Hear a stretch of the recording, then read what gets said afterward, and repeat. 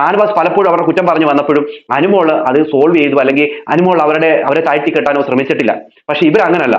ഇവരെന്തെങ്കിലും കുറ്റം കാണുമ്പോൾ അവിടേക്ക് വീണ് അവരെ കുറ്റപ്പെടുത്തി, അനുമോളെ താഴ്ത്തി കെട്ടാനാണ് ഇവർ ശ്രമിച്ചുകൊണ്ടിരിക്കുന്നത്. ഈ പറയുന്ന ആദില അവിടെ ജോലി ചെയ്യത്തില്ലെന്നുള്ള കാര്യം വളരെ കൃത്യമാണ്.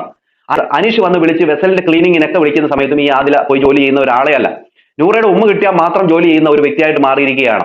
അങ്ങനത്തെ ഒരു അവസ്ഥയിലൂടെയാണ് പോയിക്കൊണ്ടിരിക്കുന്നത്. പിന്നെ അതൊക്കെ കഴിഞ്ഞതിന് ശേഷം വൈകിട്ട് ഒരു മീറ്റിംഗ് കൂടി.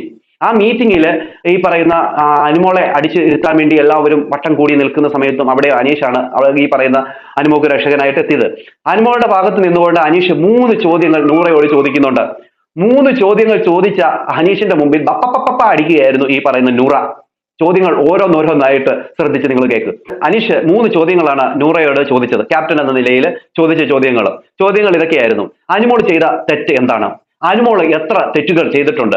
ഇതിനു മുമ്പ് ആരെങ്കിലും ഇങ്ങനത്തെ തെറ്റുകൾ ചെയ്തിട്ടുണ്ടോ? ക്യാപ്റ്റൻ ചെയ്തിട്ടുണ്ടോ എന്നുള്ള കാര്യം പറയാൻ പറഞ്ഞു. ഈ ഒരു കാര്യം കേട്ടപ്പോഴേ ഈ പറയുന്ന നൂറയ്ക്ക് അടിയാണ്.